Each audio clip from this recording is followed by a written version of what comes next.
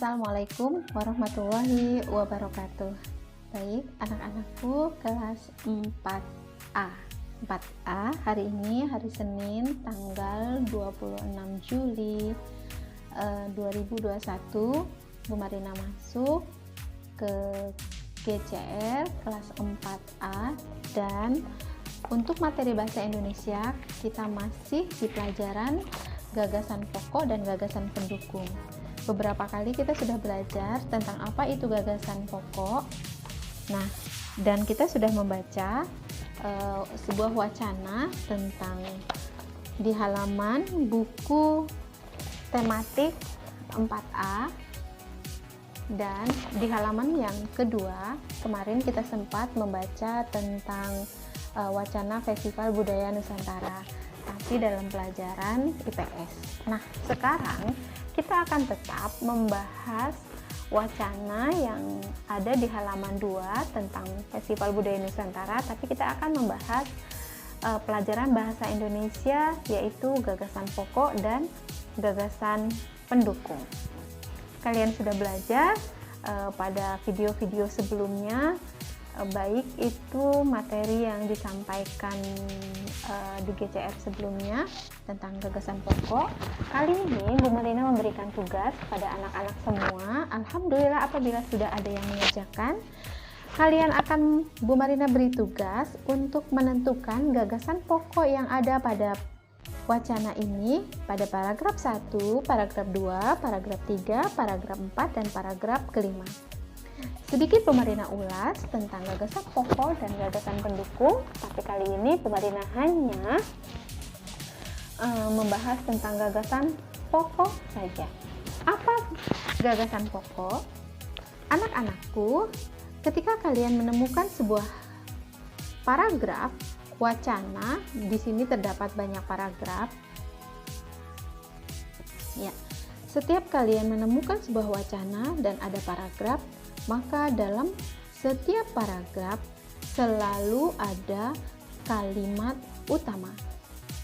Kalimat utama adalah ide dari paragraf tersebut, ide bacaan, pokok pikiran dari paragraf tersebut. Nah, biasanya kalimat utama selalu ada pada awal kalimat. Di sini Bu Marina sudah beri garis sebagai tanda kalimat utama terdapat pada kalimat pertama. Nah, di dalam kalimat pertama kita akan menemukan satu gagasan pokok atau ide pokok. Pokok pikiran dari bacaan tersebut. Ketika kalian diminta untuk mencari gagasan pokok, maka kalian tidak perlu membuat tulisannya dari awal kalimat. Tapi kalian harus memperhatikan dari satu kalimat yang pertama atau kalimat utama, apakah yang dibicarakan. Di sini dari kalimat pada hari Sabtu Salman bersama Jono, Susan, Ika, dan Tigor berkunjung ke Festival Budaya Nusantara. Nah, untuk menemukan gagasan pokoknya, kita akan menghilangkan keterangan hari, kemudian nama-nama tokohnya. Maka kita akan melihat apakah kalimat setelahnya, yaitu berkunjung ke Festival Budaya Nusantara. Nah, itulah yang menjadi gagasan pokok. Kenapa ini menjadi gagasan pokok dan kita pilih menjadi gagasan pokok? Setelah kita membaca kalimat berikutnya, ternyata kalimat-kalimat berikutnya adalah kalimat yang berisikan tentang penjelasan kalimat yang ada di bagian pertama.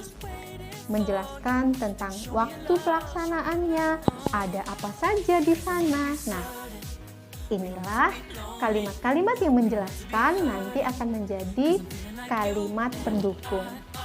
Baik, tugas kalian anak-anak membaca, kemudian menentukan. Bu Marina kasih tahu ya, untuk anak yang baru belajar, maka selalu disiapkan kalimat utamanya itu ada di baris pertama. Paragraf keduanya pun ada di kalimat utama, karena setelahnya adalah kalimat yang menjelaskan. Begitu juga dengan paragraf ketiga, paragraf keempat, dan paragraf kelima. Nah, sekarang Bu Marina akan memberikan challenge kepada kalian untuk menemukan dari kalimat-kalimat yang pertama tadi apa sih ide pokok atau gagasan pokok. Nah, pada kalimat yang kedua atau pada paragraf yang kedua, mereka memulai kunjungannya pada gerai Sumatera Barat. Nah, dari kalimat tersebut, anak-anak tidak perlu menuliskannya dari kata mereka, tapi cukup mengambil keterangan kunjungannya pada gerai Sumatera Barat. Itu adalah gagasan pokoknya.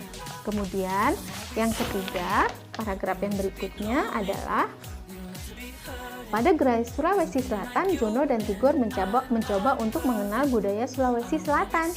Nah, anak-anak pun sama, menghilangkan keterangan, kemudian nama-namanya, kemudian apakah inti dari kalimat tersebut, yaitu mengenal budaya Sulawesi Selatan. Kenapa? Karena di kalimat-kalimat setelahnya adalah kalimat yang menjelaskan tentang gagasan pokok tersebut. Kemudian, pada paragraf keempat, kalian baca lagi, lihat, siapkan pensil ya, dan kalian beri tanda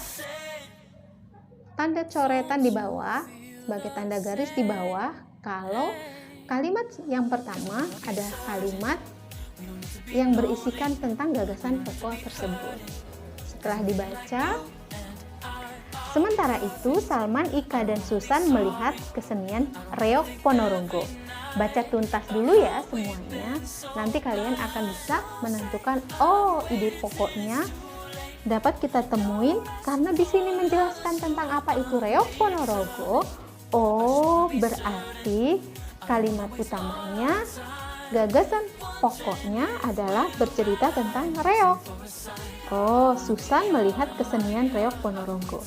Kita hilangkan namanya mereka di sini.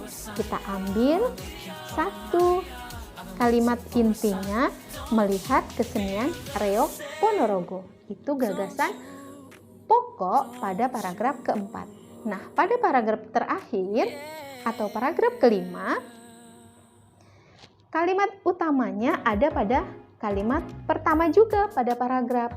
Nah, di sini setelah berkumandangnya azan zuhur, Tigor dan teman-temannya mereka bergegas melaksanakan sholat zuhur berjamaah di masjid. Oh, berarti kalimat utamanya adalah azan zuhur berkumandang. Apa yang mereka lakukan ketika azan zuhur berkumandang? Nah, baik, kita simpulkan gagasan pokoknya adalah gagasan ketika azan zuhur berkumandang. Nah, baik, setelah kalian melihat 5 gagasan pokok dari wacana Festival Budaya Nusantara, kemudian kalian tentukan seperti yang sudah Bu Marina sebutkan tadi, kalian buka halaman 5.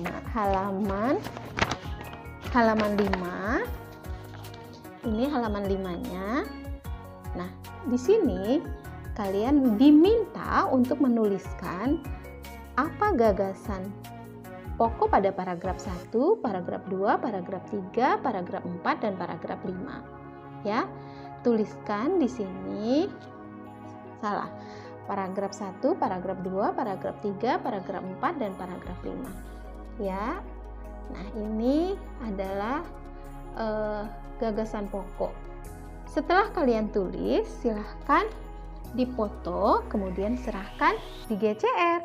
Bu Marina tunggu ya. Ini tugas kita hari ini. Selamat mengerjakan dan terus semangat. Assalamualaikum warahmatullahi wabarakatuh.